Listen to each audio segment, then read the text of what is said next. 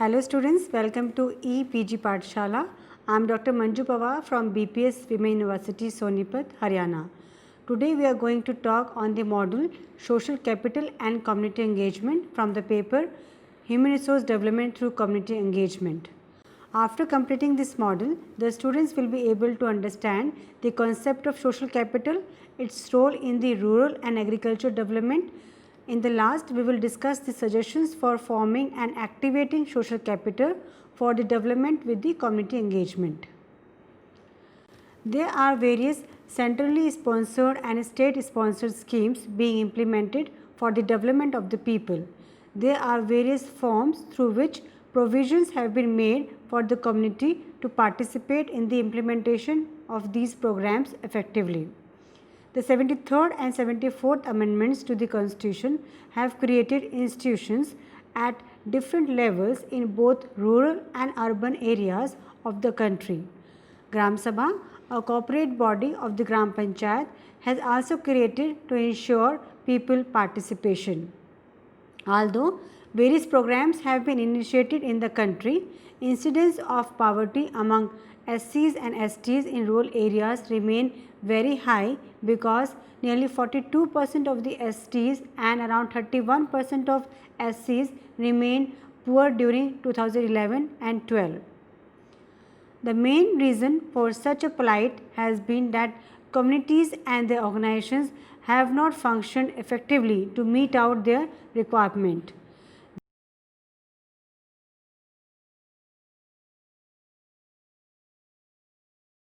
This is due to the lack of association, their networks and trust to each other.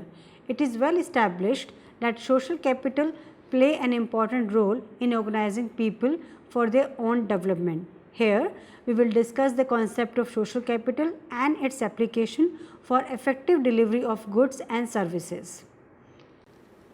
So, the concept of social capital. The concept of social capital has been involving one. Different scholars have defined it differently. Robert Putnam, who may be said as the father of the concept of social capital, defined it as a features of social organizations such as networks, norms and social trust that facilitate coordination and cooperation for mutual benefits. There are two dimensions of the social capital. The first is the structural, which consists of association, networks, roles, rules, and the second is the cognitive, which is trust, norms and beliefs. The cognitive elements of the social capital inclines a person towards collective action and the structural elements of social capital facilitate such action. Foster and Jones in 2011 defines social capital comprises several dimensions of civic participation, social network and social support, social participation, reciprocity and trust and views of the local area. Grant Voter in 1973 identified that the forms of social capital consist of social relations where the relations can be either strong or weak depending on the nature of the relationship. Woolcock in 2011 categorized social capital in three forms, namely bonding, bridging and linking social capital. The bonding form is described as the relationship of individual within the homogeneous group with strong bond. The strong bonds motivate, create confidence to collaborate, support and help each other to satisfy their needs. Bridging form of it enhance social relationship between individual to cooperate with other individuals or heterogeneous groups in order to harness benefits. When we talk about social capital, it has many features like sense of belongingness, networks, bonding, bridging, 3. Feeling of trust and safety, 4. Reciprocity, 5. Participation, 6. Citizen power, values, norms, outlook in life is another feature of social capital, diversity is the last feature of the social capital. Students, linking social capital may be described as the relationship between individual in the power structure, that is for to receive support from formal institutions. Fukuyama in 1995 commented that social capital is necessary for successful development, but a strong rule of law and basic political institutions are necessary for such capital. It may be concluded that concept of social capital is associated with associations and their network that has the function of a coordinated social organization to improve collective initiative. All the stakeholders associated with particular tasks are networked in participation, supporting and reciprocal exchange of norms. Any activity involves various aspects such as decision making, implementation, mechanism and cooperation and coordinations for benefits. Now students, we must know the practical aspects of the social capital. We will explain the social capital with two examples. One relates to agriculture sector and another relates to the rural development sector. Social capital and agriculture sector. No doubt the Government of India has taken various initiatives in the area of agriculture development and farmers' welfare to boost the productivity and incomes of the farmers in the country.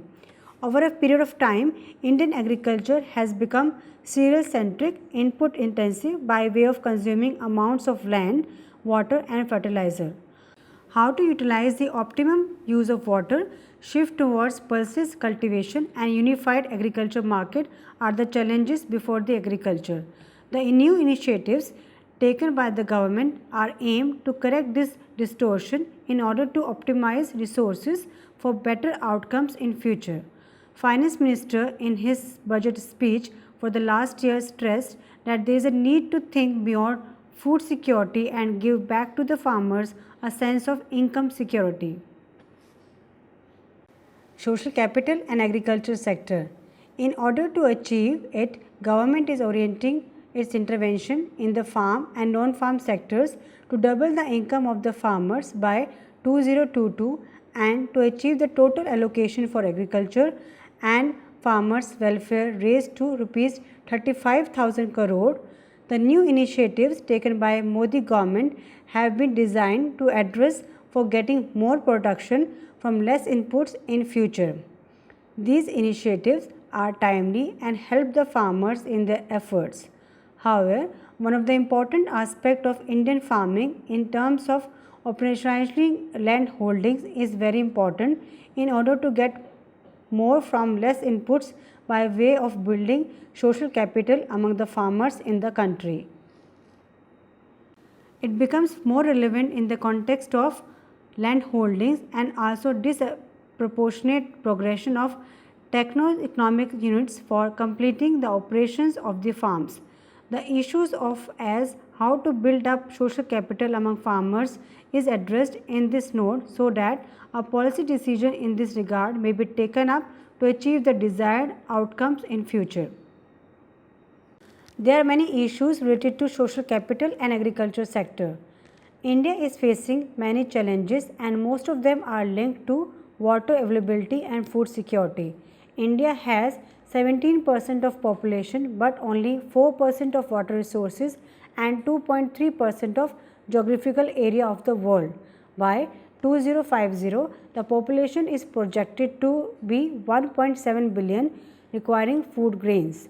Thus, the future scenario is going to have tremendous pressure on existing natural resources.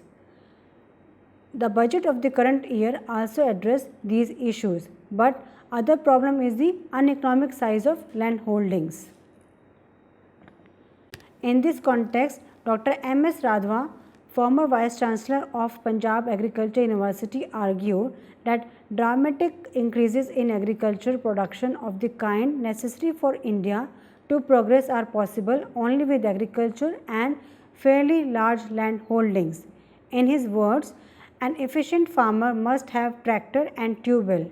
Without a tractor, multiple cropping and timely sowing is not a practical possibility. If a farmer has a tractor and a tube well powered by an electronic motor or diesel engine, he must have a minimum economic holding of 20 to 25 acres of irrigated land. This in itself explodes the myth that new technology of production is neutral to the size of holding. As per the opinion of the expert, only 1% of operational holdings is economic holdings in India.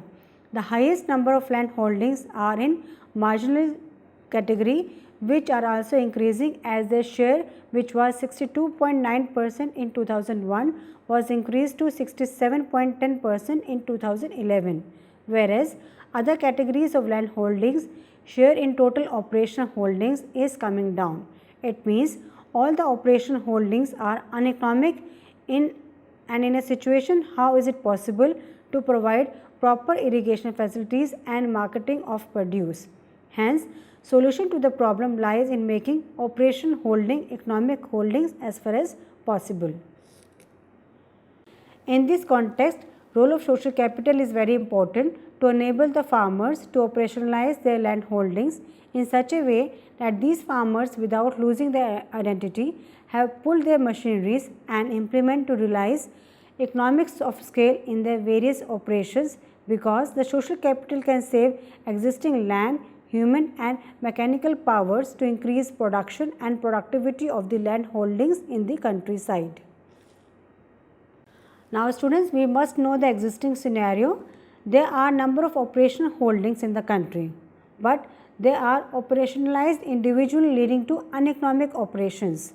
It is noticed that ego, class and caste come in the picture, which act as remedy to collective action and faith on each other, but where not much difference among and between farmers on the basis of ego, caste or class operational holdings perform better because they could use one techno-economic unit for their holdings. Two factors have been responsible for such a plight of land holdings and their operators. First, there is no coordination between and among various farmers at different levels. Second, there is no leadership among farmers at the local level. The farmers may be organized into groups by initiating proper social mobilization at different levels, because social mobilization convenes them to act collectively and share operational cost of a particular machinery instead of purchasing it for his holdings. It promotes collective action among people of the community. The cognitive element of social capital would motivate them to work collectively, and network element would facilitate collective action. In nutshell, there does not exist coordination and cooperation in the following areas, like there is no coordination among the farmers of different families belonging to different caste and community, farmers and service providers, farmers of different classes. Now students, we must know the existing scenario of social capital, and we must also understand how to optimize operational holdings. The prospects for optimally functioning of operational holdings largely depends on the proper coordination and cooperation among different farmers, which is possible through formation of social capital and activating dormant capital. In order to promote social capital, there is a need to form and activate the social capital which is available in the community, like existing self-help group, association of self-help groups at different levels, various community-based organizations, committees, and promotion of grassroots level movements. It may be mentioned that over a period of time, there are discussions at different forums on collective action, but not much attention has been given to form groups of farmers in systematic way and network them into federations. Keeping in view the apathy of the officials and non-officials for building social capital among farmers, the role of agency, which may be individual or a group of enlightened persons of the community or civil society, is very important in making social capital active, which in turn activate community organizations effective and responsive. It may be said that where such groups involved as watchdog, these institutions worked effectively. Hence, the role of agency is very important in activating latent social capital and further forming social capital in the developing community.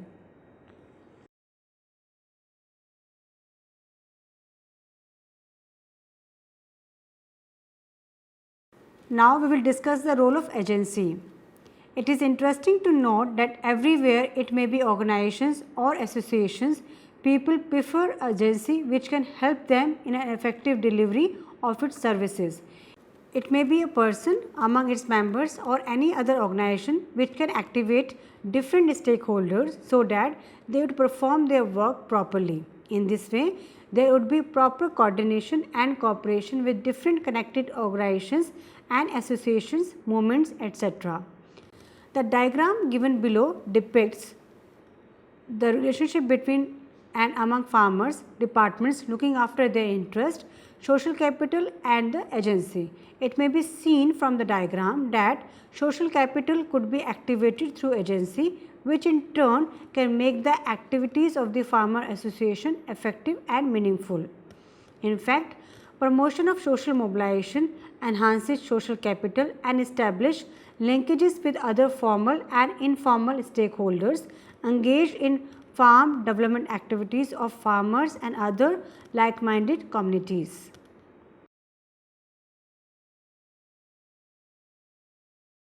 Line of action. Relevant material on social mobilization should be developed. While developing so, the element of applied spirituality should be made the part of curriculum for a sustained impact. Last economic survey revealed that as much as 63.5% of the scientists had low to very low level of productivity. Hence, these agriculture scientists available at universities, agro centers, KVKs, that is Krishi Vigyan Kendra, may be redeployed in this task. Facilitation groups may be established. The operational guidelines may be worked out in a participatory manner. Now, let us focus on the role of social capital in the effective implementation of the rural development programs. Existing arrangement for rural development administration, the Kerry report has pointed out that the administrative failures may be due to the extent that what is given to the administration is itself not well conceived. In this context, critical importance of constituting a decentralized planning authority and machinery at the district level to formulate an integrated district block village development plan which combine both the development and beneficiary aspect with a shared objective of uprooting poverty has been emphasized.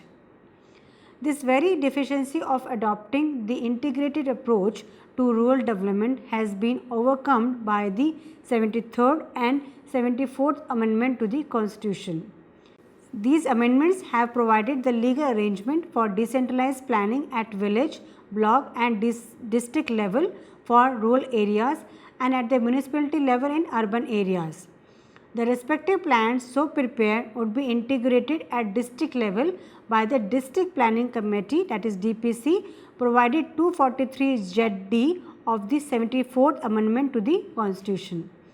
The above provisions have sought to provide an enabling environment for various stakeholders to participate in the decision making from Gram Sabha to District Planning Committee.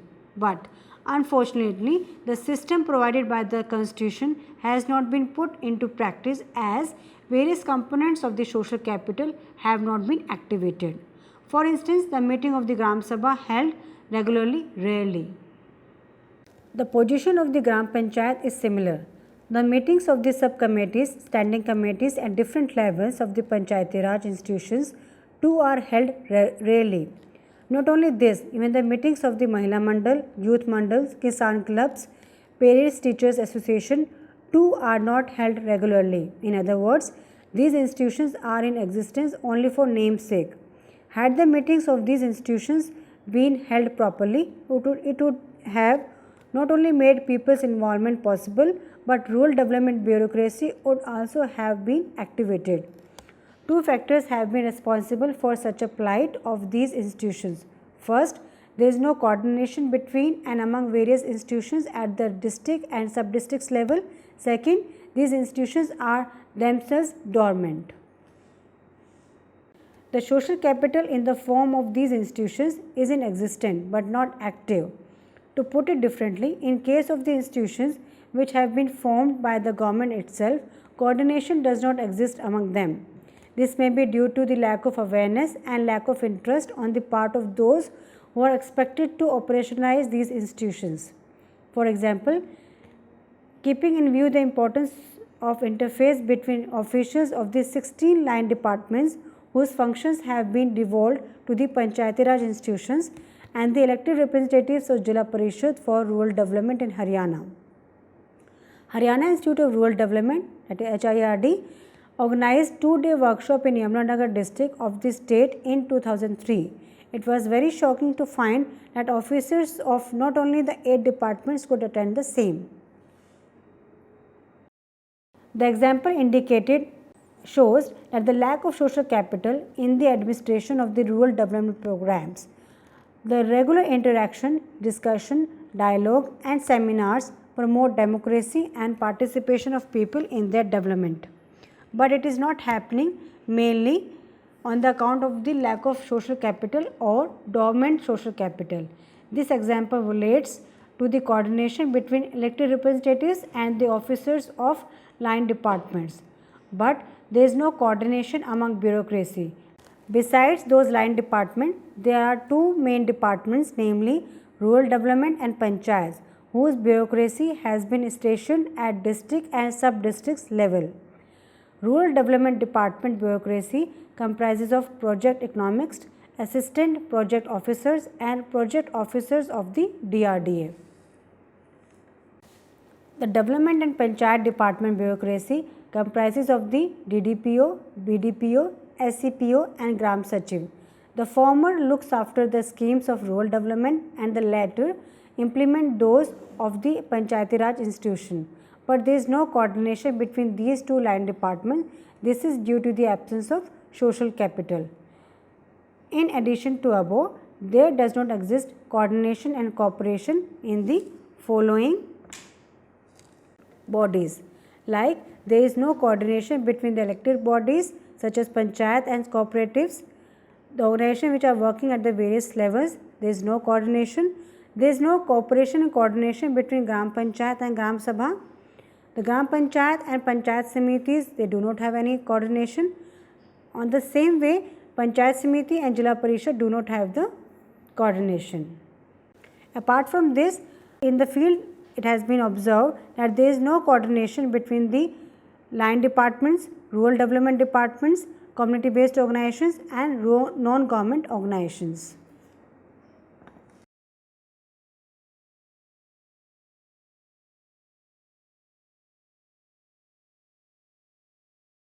Now it is very important to understand how to make rural development administration effective. Effective rural development administration largely depends upon the proper coordination and cooperation among different stakeholders, which is possible through formation of social capital and activating of those capital lying dormant. And for this, there is a need of activating the following. 1. The village, block and district level committees. Number 2. Associations. Number 3. CBOs, that is community based organization. And number 4. Committees working at various levels at the grassroots level.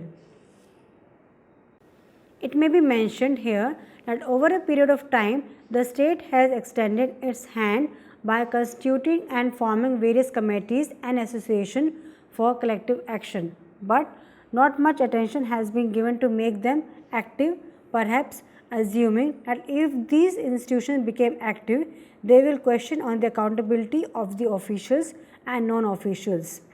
Keeping in view the apathy of the administration, the role of an agency of the government or the civil society is very important in making social capital active, for in turn making administration effective and responsive.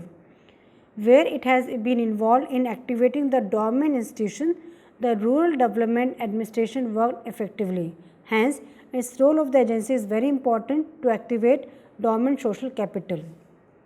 Role of voluntary organizations for forming and activating social capital. Interestingly, most of the programs of the government are being implemented by way of organizing people into groups and their network. Besides, convergence has also been emerged as development mantra to harness optimum results from existing resources available under various programs. In this way, there is a need to build up social capital in the field. But how to build social capital is not a very easy job. There is a need to have proper social mobilization by the specialized agencies like non-government organizations. Hence, the role of agencies is very important in this regard. NGOs or voluntary organizations can play a very important role of agency in forming new social capital and activating dormant capital in the society. The success of implementation of various programs like immunization, eradicating illiteracy, empowerment of weak and marginalized groups across the world largely depends on the proper social mobilization, which in turn builds up the social capital by way of promoting collective action. Social mobilization is a process of bringing all social groups at one platform to raise their voices towards a particular development. It is also aimed to facilitate delivery of resources and services and strengthen people's participation for sustainable and self-reliant development. Now students, to conclude about discussion, it may be stated that social capital is very important in the development of any sector. Even in a family, there is no collective action that family does not grow and develop in a right perspective. Similarly, in education sector, if there is no proper coordination and cooperation among different stakeholders, the result will not be positive and encouraging. It is also true that association and organization of the social groups could be made effective and responsive if there is a built pressure within the group itself. There should be awareness about the benefits in collective action to get more from less inputs. However, their social norms, relations and trust in each other will have to be kept in view while doing so. That could be built up by initiating the process of social mobilization on a sustained basis. This is essential because our own experience show that the association and groups formed without undergoing the process of social mobilization are in fact depleted stock of social capital that is available in the society. It has happened on the account of inability or incapacity of the agency involved in the formation, nurturing and sustaining the social capital. Hence, the capacity of the agency, which may be an NGO, that is non-government organization, a social worker, people representatives or any other entity may be identified in order to build up the social capital for effective delivery of services. Thank you.